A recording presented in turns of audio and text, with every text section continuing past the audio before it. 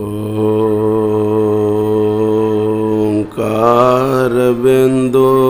संयुक्तं नित्यं ध्यायन्ते योगिनः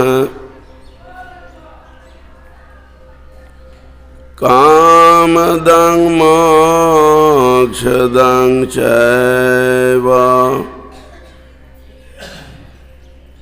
ओंकाराय नमो नमः। ओम संध्यातारणे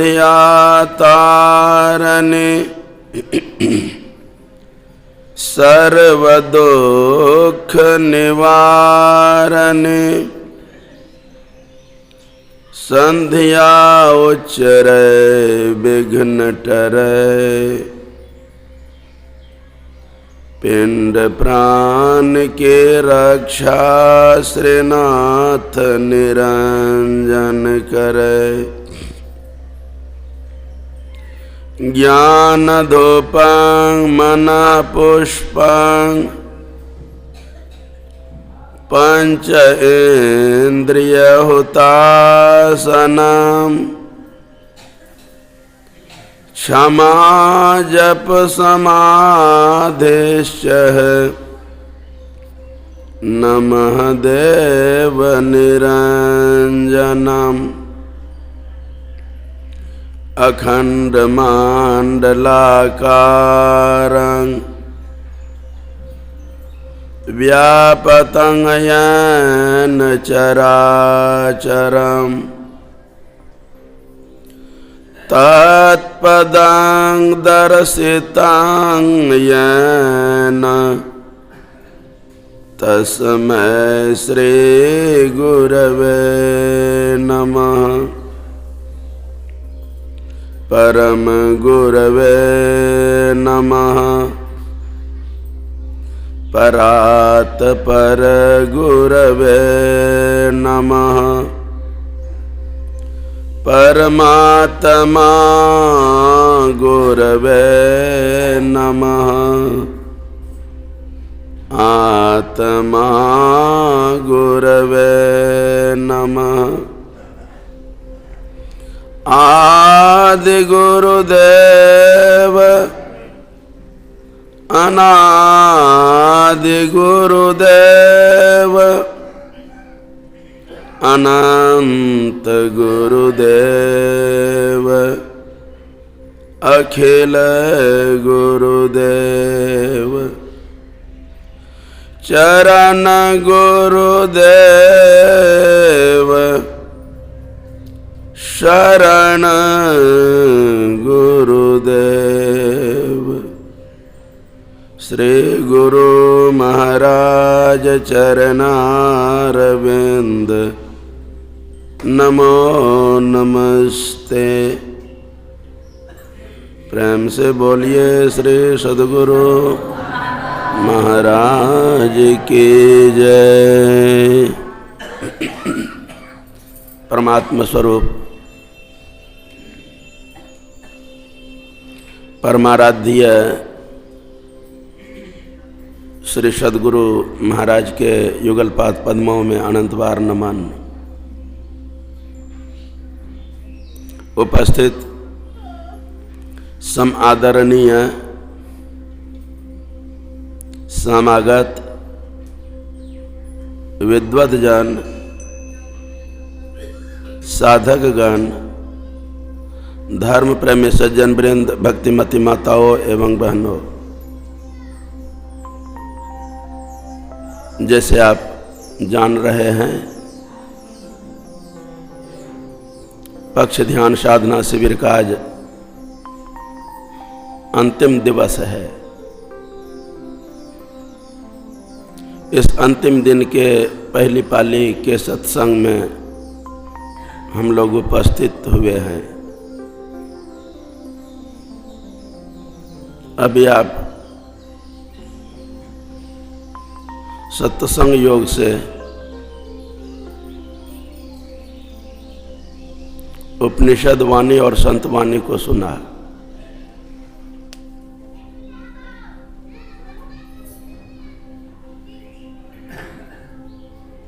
आप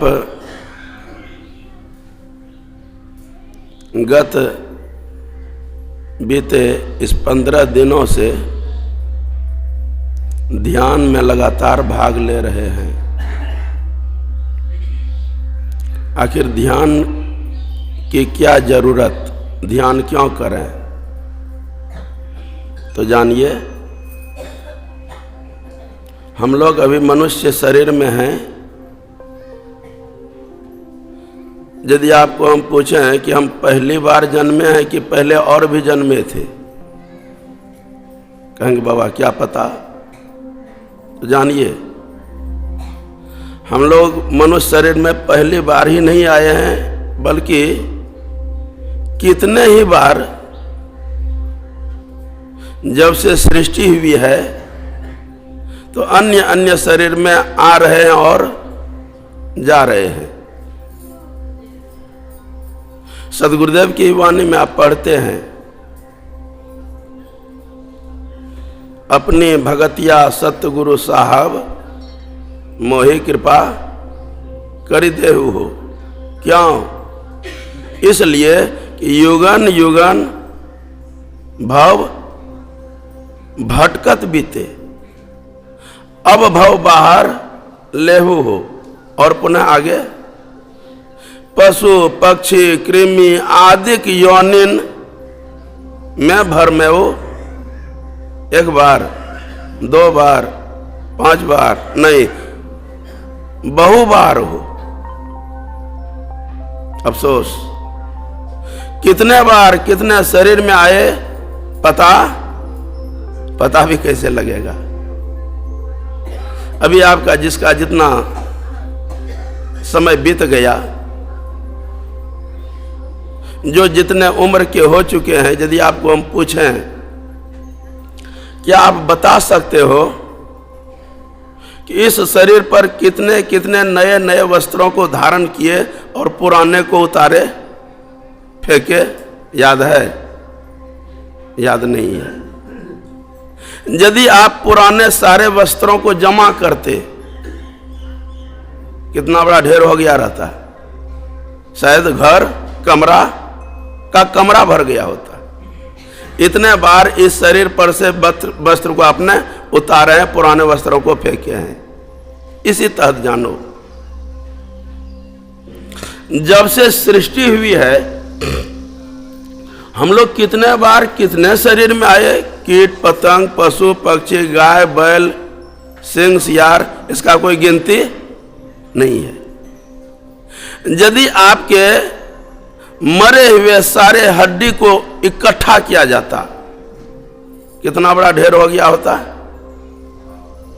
हिमालय पहाड़ का नाम सुने होंगे, उसका चोटी आकाश को छूता है। संभव है यदि आपके सारे हड्डी को जमा किया जाता तो सबको मिला करके नहीं, बल्कि एक का हिमालय पहाड़ की जैसा ढेर हो गया होता। अच्छा, हम कितने शरीर में आए तो खाली हंसबे किए कि रोए भी हैं, आंसू भी बहाए हैं। तब ने गुरुदेव ने प्रार्थना किया, युगन युगन भव भटकत बीते, अब भव भार लेहु हो। दुख सहा नहीं जा रहा है। यदि आपके उस रोए हुए आंसू को इकट्ठा किया जाता तो प्रशांत महासागर जो अथाह जल राशि है, ऐसे आपके आंसू का सागर बन गया होता। अच्छा, इतने जो जन्म में आए, खाली पुण्य ही किए कि पाप भी किए? तो अन्य शरीर की तो बात जाने दीजिए, वर्तमान में जो जितने समय के हो गए हैं, यदि इसी का ही तुलना किया जाए, हम अपने इतने जीवन में कितना पाप और कितना पुण्य किए हैं, किसका पलड़ा भारी होगा? हो नो, किसी का पुण्य का भी पलड़ा भारी हो सकता है, नहीं तो पाप का ही पलड़ा भारी होगा। और आप जानते हैं, पुण्य कर्म का फल सुख और पाप कर्म का फल दुख। सुख तो भरसक आप भोगना चाहते हैं, लेकिन दुख को भोगना चाहते हैं? क्यों नहीं चाहते हैं? इसलिए उसमें कष्ट होता है। लेकिन कोई ऐसा हो गया है जिससे इतना पाप हो गया है, इतना पाप हो गया है कि पाप का ढेर लग गया है, पहाड़ का सा, और वे उस पापों को भोगना नहीं चाहे। उसके लिए क्या साधन है इससे पार उतरने के लिए? बोलिए श्री सद्गुरु। यदि कोई ऐसे पहाड़ ऐसे पापों से पार उतरना चाहे तो सिवाय ध्यान योग को छोड़ करके दूसरा साधन नहीं है। इसलिए तो आपने शिव संहिता की वाणी को सुना, इसीलिए तो ध्यान बिंदु उपनिषद में भी आया है, यदि शैल समंग पापंग विस्तीर्णं बहुयोजनम भिद्यते ध्यान योगे न नान्यो भेद कदाचन। का मतलब, यदि कोई ऐसा व्यक्ति है जिससे इतना पाप हो गया है कि पहाड़ का ढेर हो गया है, पहाड़ का सा, वे उससे पापों को भोगना नहीं चाहता है, उससे पार उतरना चाहता है, तो क्या करे? सिवाय ध्यान को छोड़ करके उससे पार उतरने का दूसरा उपाय नहीं है, ध्यान करे। अब ध्यान क्या है? ध्यान क्या है? अभी जो हम लोग स्तुति प्रार्थना लंबे समय लगा करके किए, तो क्या किए और कैसे करना चाहिए? अभी हम लोग स्तुति के क्रम में गाए कि सत्संग नित अरु ध्यान नित रहिए करत संलग्न हो। संलग्न का मतलब क्या हुआ? एकाग्र भाव से सारे ख्यालों को समेट करके, ये तो ध्यान है। ख्याल को सब तरफ से समेट करके स्तुति में लगाना, तब हुआ स्तुति। अने तो मुंह से तो बोले जा रहे हैं और ख्याल आपका कहीं है, स्तुति हुआ? स्तुति नहीं हुआ। इसलिए रहिए करत संलग्न हो, हर काम ध्यान से ही होता है। छोटी छोटी बात आपको बताएं, आप माई दाई हैं, कोई भाई बंधु हैं, आप कोई माई दाई भोजन पकाने के काम करते हैं, सब्जी काटते हैं, कैसे? ध्यान पूर्वक की बिना ध्यान का? यदि सब्जी काटने में ध्यान नहीं हो तो सब्जी कटेगी कि अंगुली कटेगी? ध्यान चाहिए। हर एक काम, छोटा से छोटा काम ध्यान से ही होता है। इसलिए ध्यान हम मनुष्य शरीर के लिए इतना मुख्य हो गया है, इतना मुख्य हो गया है कि सद्गुरुदेव की वाणी को हम लोग समझ नहीं सक रहे हैं। मेरे जीवन का यदि कोई काम है तो ध्यान ही है। इसलिए तो कभी स्तुति प्रार्थना करते हैं या अभी स्तुति प्रार्थना किए, तो थोड़ा देर ध्यान कीजिए, है ना? थोड़ा देर ध्यान कीजिए, क्योंकि ध्यान हमारे जीवन का मुख्य काम है। और यदि कोई जीवन को सुखी बनाने के लिए चाहे तो सिवाय ध्यान को छोड़ करके आप उस शांति को प्राप्त नहीं कर सकते हैं। और अभी अभी आप जो पाठ्य में सुना, पूजा प्रारंभ लोग कहां से करते हैं और अंत कहां होता है। यदि कोई एक फूल भी चढ़ाते हैं, नैवेद्य चढ़ाते हैं, अगरबत्ती दिखाते हैं, पूजा की गिनती में आता है। तो कोई फूल चढ़ा करके ही कहे कि मेरा पूजा अंत हो गया, अब क्या कुछ करने का जरूरी नहीं है, यह बात मान्य नहीं है। जैसे आप अपने बच्चे को पढ़ाते हैं, बच्चे को डॉक्टर बनाना है, पहले मन में ख्याल कर लिए, क्यों? कि लोगों के अंदर में इतनी इच्छा है, इतनी वासना है, इतनी कल्पना है कि उसका कोई गिनती नहीं हो सकता है। वासना, ख्याल। कबीर बाबा ने ऐसा बताया कि समुद्र लहर तो थोड़िया, लेकिन मन लहरे घनिया है। अभी तो बच्चा जन्म भी नहीं हुआ है और उस बाप और माँ को ख्याल है हम बेटा को क्या बनाएंगे, है ना? आपकी वासना है, ख्याल है, जरूर आप सोचते हैं। कैसे सोचते हैं? एक छोटा सा प्रसंग आपको हम सुनाएं। आपका जीवन किस तरह से वासना में बीत रहा है। एक युवक का शादी हुआ, जैसे होता है, अब शादी होता है तो लोग टूरिस्ट में जाते हैं, कहाँ? घूमने के लिए। कहीं घूमने के लिए गए, नया युवक युवती एक जगह ठहरे, आपस में दोनों बात विचार करने लगा, आगे जो संतान जन्म लेगा तो उसको क्या बनाया जाए। एक कहते हैं कि उसकी पत्नी कहते हैं इसको हम वकील बनाएंगे, तो लड़का कहते हैं उसको डॉक्टर बनाएंगे।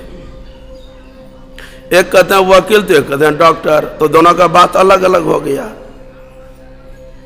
अब लड़का का बात लड़की नहीं माने तो कहां तक सहन हो सकता है। अफसोस, विचार नहीं सक रहा है, लगाया 2-4 थप्पड़, और नहीं शादी हुई है, और रोने लग गए। अगल बगल के लोग भी जुट गए, क्यों क्या बात है, शादी करके आए, ये नखरा पसार दिए, अशोभ। तो लड़का ने कहा देखिए मेरा बात नहीं मानता है, और लड़की कहते हैं मेरा बात नहीं मानता है। क्या बात है? तो एक कहता है कि हम लड़का को डॉक्टर बनाएंगे, तो यह कहता है हम वकील बनाएंगे।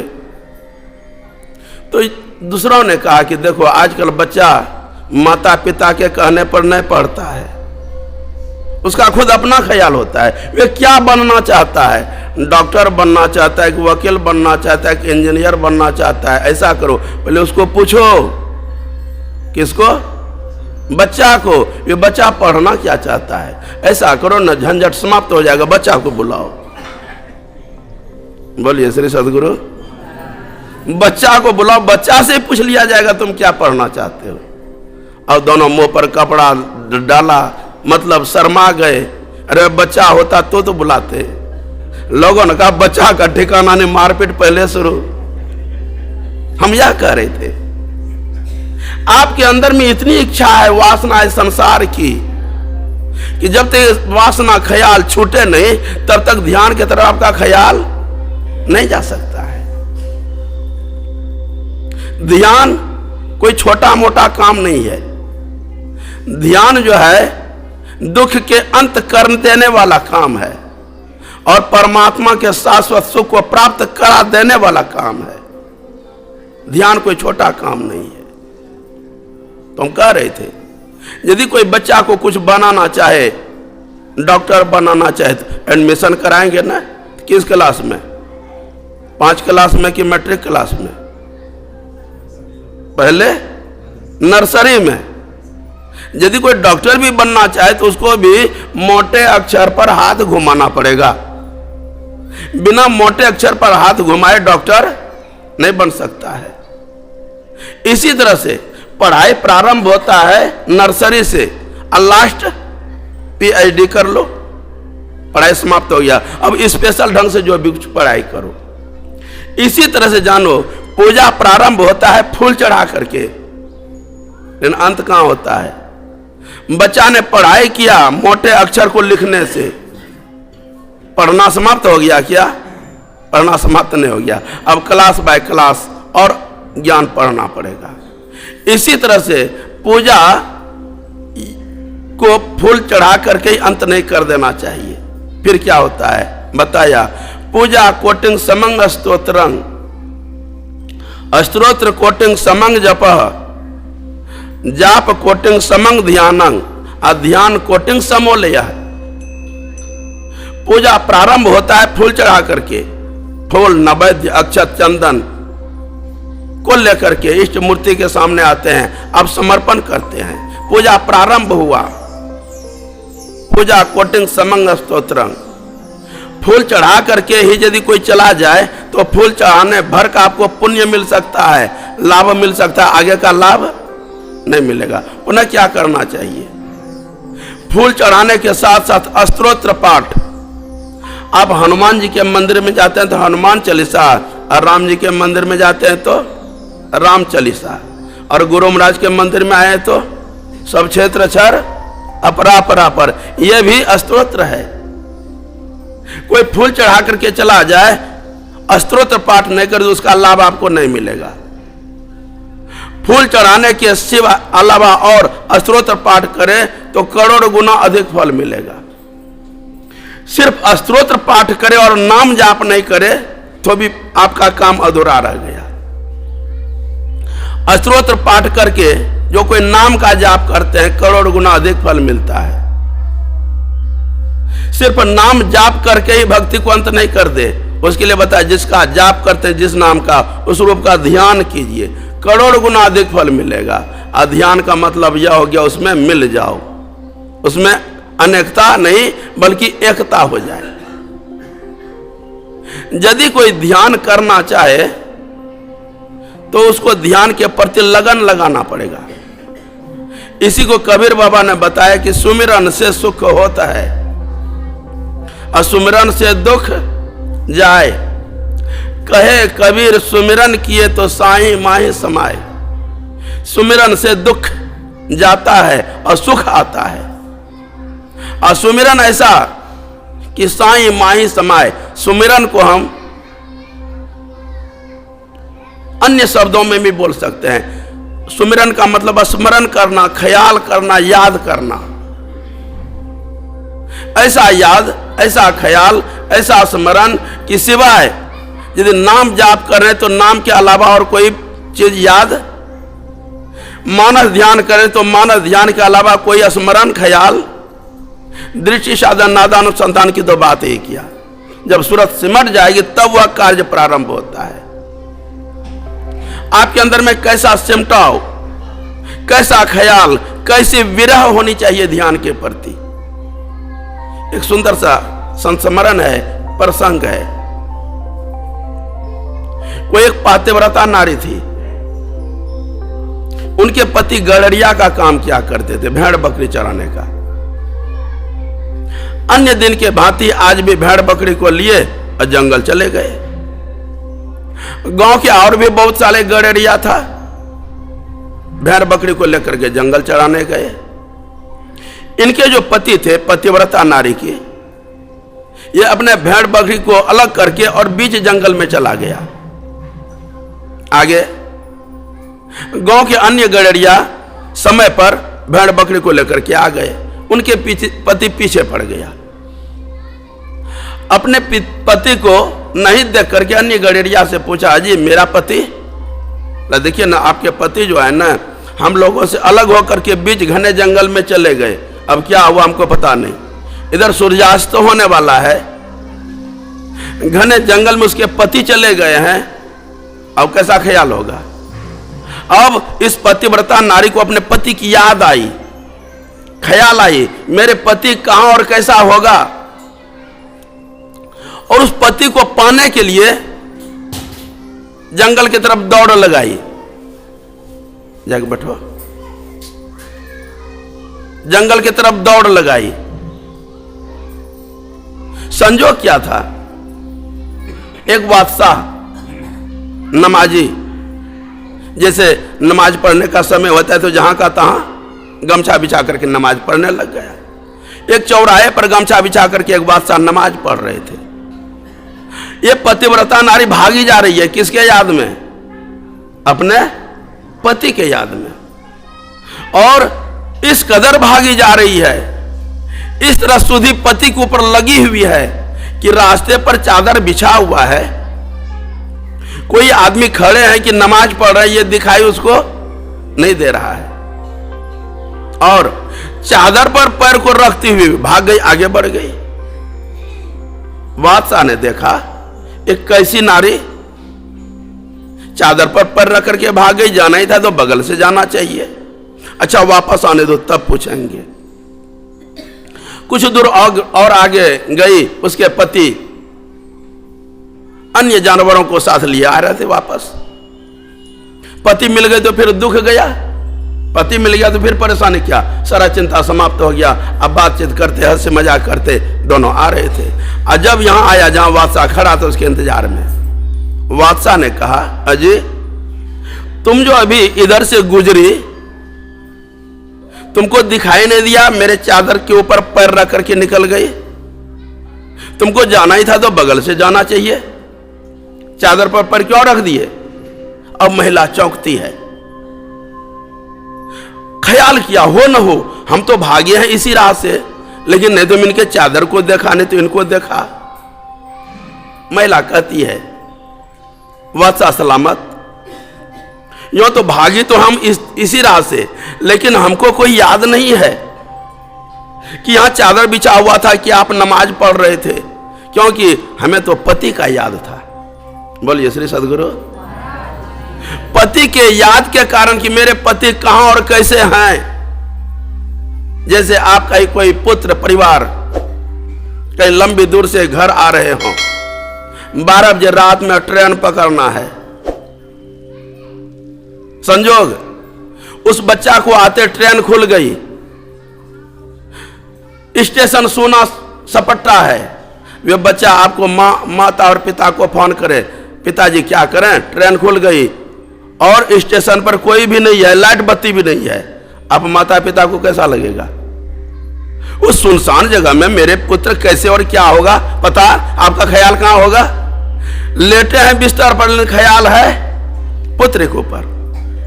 उस नारी ने कही वाचा सलामत, हमने पति को संकट में जान करके पता नहीं क्या हुआ नहीं हुआ, इसके याद में भागी जा रही थी, आपके चादर को नहीं देख पाया। अच्छा बताएं कि आप क्या कर रहे थे? वाचा ने कहा हम नमाज पढ़ रहे थे, खुदा का याद कर रहे थे। नारी ने कही वाचा सलामत, हम एक जीने मरने वाले पति से प्रेम करते हैं और इसके विरह में, इसके याद में, इसके ख्याल में हम आपके चादर तक को नहीं देख पाया। और आप तो खुदा से प्रेम कर रहे थे, उनका याद कर रहे थे, हमको आपने कैसे देख लिया? आपने हमको कैसे देख लिया? और उन्होंने कि नर राची सुजत नहीं तो कत लख यो सुजान, कुरान परत बौड़ा भैया तो कतराचियो रहमान। ऐसे परमात्मा रिझने वाला नहीं है। यदि परमात्मा को पाना चाहते हो तो आपको एक और होना पड़ेगा। लेकिन अफसोस लोगों का ख्याल ऐसा है कि बाबा हंसब ठठाए अफुलाइब गला, हम हंसबो करेंगे और रोएंगे भी, दोनों काम होगा? दोनों काम नहीं होगा, एक काम होगा। यदि हंसना है तो हंसो, नहीं तो रोना है तो। यदि परमात्मा का सुख चाहते हो तो संसार को एक तरफ करना पड़ेगा। लेकिन ख्याल ऐसा है कि नहीं बाबा संसार भी नहीं छूटे, अब परमात्मा का भी सुख मिल जाए। हो सकता है क्या? इसी को रामायण में ऐसा लिखा है कि भूमि पड़ा अच्छु अचाहन आकाशा, कोई आकाश को छूने के लिए चाहे, कह नहीं हम धरती पर नहीं, धरती को नहीं छोड़ेंगे, धरती से नहीं उठेंगे और आकाश को छू लेंगे, कभी हो सकता है? यदि कोई आकाश को छूना चाहे तो उसको धरती को छोड़ना पड़ेगा। यदि आप परमात्मा को पाना चाहते हैं, यदि ध्यान करना चाहते हो तो शरीर और संसार को बोलिए भूलना पड़ेगा। छोड़ने का मतलब भूलना पड़ेगा। घर बार को छोड़ करके भागने जाना है। घर में रहो, बाल बच्चे के साथ रहो, लेकिन भूल करके रहो। ध्यान के समय में ध्यान हो, लेकिन वासना तो ऐसी है कि काम के समय में तो हम काम करते हैं और ध्यान के समय में काम नहीं करते हैं। काम के समय में काम करते हैं, लेकिन भरसक लोग ध्यान के समय में भी कामें करते हैं। तो ध्यान हुआ, फिर क्या करो? तो ध्यान के समय में ध्यान करो। और ध्यान करोगे तो इसकी अनुभूति सदगुरुदेव ने बताया, किसी को पूछने की बात, ये खुद अनुभव करने की बात है। ध्यान करोगे आपके अंदर में अनुभव होगा। भोजन करे और पेट नहीं भरे, कभी हो सकता है क्या? और कभी भोजन नहीं करे और पेट भर जाए, कभी हो नहीं सकता है।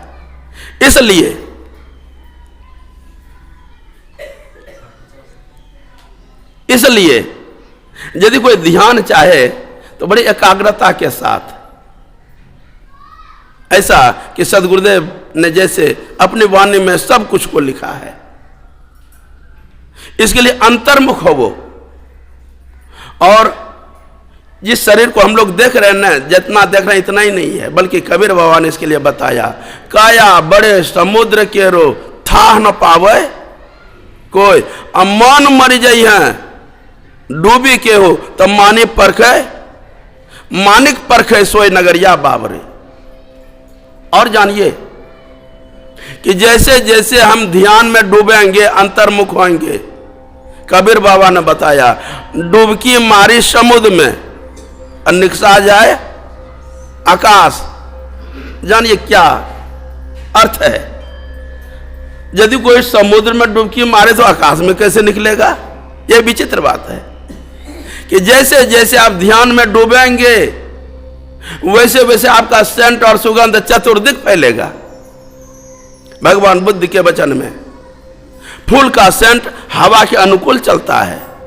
हवा जिस दिशा में जाएगा फूल का सेंट उसी दिशा में जाएगा, लेकिन ध्यानी आदमी का सेंट चतुर्दिक हवा के प्रतिकूल भी चलता है। जैसे जैसे आप ध्यान में डूबेंगे वैसे वैसे बाहर आपका निखार होगा। फलाना बाबू की फलाना माई ध्यान में डूबते हैं और आपके अंदर में एक ऐसी शक्ति हो जाएगी, अजीब शक्ति, आपके दृष्टि में पहचानने की शक्ति हो जाएगी, आपके हाथ में आशीर्वाद की शक्ति हो जाएगी। तब ना आप किसी संत महात्मा के सामने ले जाकर के बच्चा को कहते हैं बाबा तनी छुबी का आशीर्वाद दो। आखिर क्यों? जो कोई ध्यान के काम को पूरा कर लेते हैं, ध्यान करके ज्योति को प्राप्त कर लिया, प्रकाश का दर्शन कर लिया, ध्यान करके परमात्मा को सार शब्द को सुन लिया, उसके पुण्य की कोई अंदाजा नहीं लगा सकते, उसकी पवित्रता का कोई ख्याल नहीं कर सकते हैं। वे उसी समान पवित्र हो जाते हैं जितना पवित्र परमात्मा होता है।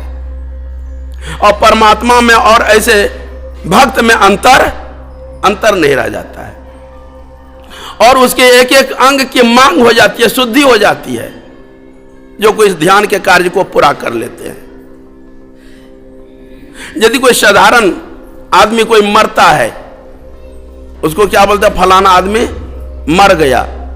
और जो ध्यान को पूरा करके संतत्व गति को प्राप्त करके शरीर को छोड़ते हैं, उसको मरना शब्द नहीं बोला जाता है, वे उसका शब्द बोला वे शरीर छोड़ करके चले गए। जानिए दोनों में भेद। साधारण मृत्यु में यदि कोई मरता है, उसको यदि उस मुर्दा को आप छूने के लिए जाते हो, स्पर्श करते हो तो स्नान करना पड़ता है। गंगा जल से आप पवित्र होते हैं, है ना, क्योंकि वे ध्यान भजन नहीं किया है। आज यदि कोई ऐसा भजनिक पुरुष जैसे हमारे सदगुरुदेव थे कि महर्षि साई स्वामी जी, महर्षि संत सेवी जी महाराज, ऐसे महापुरुष थे, शायद कभी गए होंगे आप जब शरीर छोड़ा होगा, छूने का प्रयास किए होंगे, बड़ी भीड़ होगी और फिर भी छूने के लिए प्रयास किए होंगे। और छुए तो क्या गंगा जी में नहाए थे क्या? क्यों नहीं नहाए थे? का मतलब जो भजन को पूरा कर लेता है उसका शरीर भी पवित्र हो जाता है। इतना ही नहीं, यदि आपको हम कहें, क्योंकि देखी हुई बात है, आप भी देखे हम भी देखे हैं। महर्षि साई स्वामी जी महाराज जब शरीर छोड़े, कई एक दिन तक बर्फ में रखा गया था। अच्छा, वो बर्फ तो स्वाभाविक पिघलता है, पानी बनता है, वह पानी पवित्र हुआ कि अपवित्र हुआ? अपवित्र नहीं, परम पवित्र। अब तो हाथ पसारा हुआ है लोग, बाबा एक चुल्लू 2-4 बूंद, और जैसे हाथ में दिए कि कोई पिया और माथा में घसा। बोलिए श्री सदगुरु। क्या ये ध्यान महिमा है? ध्यान योग की महिमा है। ध्यान करोगे एक एक अंग की मांग हो जाएगी। कारण सदगुरुदेव जी जब शरीर छोड़े थे, संस्कार किया गया था, क्या उस राख को छूना भी चाहिए? छूने की बात बोलते हैं, वह राख राखने में भस्म, पवित्र भस्म हो गया था। जिसको वह भस्म मिला और जिसको नहीं मिला वहां की मिट्टी खोद करके ले गया, मिट्टी खोद करके ले गया। वे चंदन माथे में तिलक लोग करते हैं, घर में सजा करके रखे हैं। महत्व बता रहे हैं ध्यान का क्या महत्व है। और इतना ही नहीं, ऐसे महापुरुष जिनको देखते हैं उनका उद्धार हो जाता है, जिनको बोलते हैं उनका उद्धार हो जाता है, जहां बैठते हैं, जहां चलते हैं वह जगह पवित्र हो जाती है। शायद पता नहीं, यहां भी आए होंगे, आप जानते होंगे, यहां भी आए होंगे सदगुरुदेव। हाँ, क्योंकि नजदीक में तो आए होंगे, कई एक बार आए होंगे। और आने का फल देखिए, आने का फल देखिए। वृक्ष में पौधा में फल एकाएक नहीं लग जाता, रोपो और फल लग गया, ऐसे होता है क्या? इसी तरह से जिस तरह से पौधा लगाते हैं तो समय पर फल आता है। सदगुरुदेव की आने का चमत्कार यह देखो कि जो आप नहीं सोचे होंगे वे आपके नजर में आ रहा है। महिमा किनकी है? सदगुरुदेव की चरण की। जो कोई ध्यान का कार्य पूरा करता है, ऐसे जन जहां बैठते हैं वह जगह पवित्र होती है। ऐसे का जहां प्रवचन होता है, वे जहां वचन बोलते हैं वहां का आबो हवा पवित्र हो जाता है। ऐसे जन जहां सत्संग करते हैं उस जगह को हम नमन किए, आप नमन किए तो क्या किए? भगवान शिव जी नमन नहीं करते हैं। जहां ऐसे संतों का पदार्पण होता है, प्रवचन होता है, सत्संग होता है। भगवान शिव जी महाराज कभी जा रहे थे एक जगह से दूसरे जगह, एकाएक बसाह पर से उतर करके वहां के भूमि को नमन किया। माता पार्वती पूछती हैं, भगवान ये कैसी आपकी लीला? जहां तहां यहां के मिट्टी को प्रणाम किया, माथे में चंदन तिलक किए, धुलकन को, आखिर क्यों? क्या बात? हे देवी तुमने नहीं जानती हो, यहां बड़ी काल पहले संत महात्मा लोग आए थे, ये सत्संगी लोग आए थे, उनका वचन हुआ था, प्रवचन हुआ था। जहां ऐसे संतों का आगमन होता है ना, वह भूमि पवित्र होती है। बोलिए श्री सद्गुरु। यह है ध्यान की महिमा। इसलिए अन्य काम में देर हो जाए तो हो जाए, आलस हो जाए तो हो जाए, लेकिन ध्यान में आलस नहीं करना चाहिए। अब इतने ही रहने दीजिए, फिर मौका लगेगा। बोलिए श्री सद्गुरु महाराज।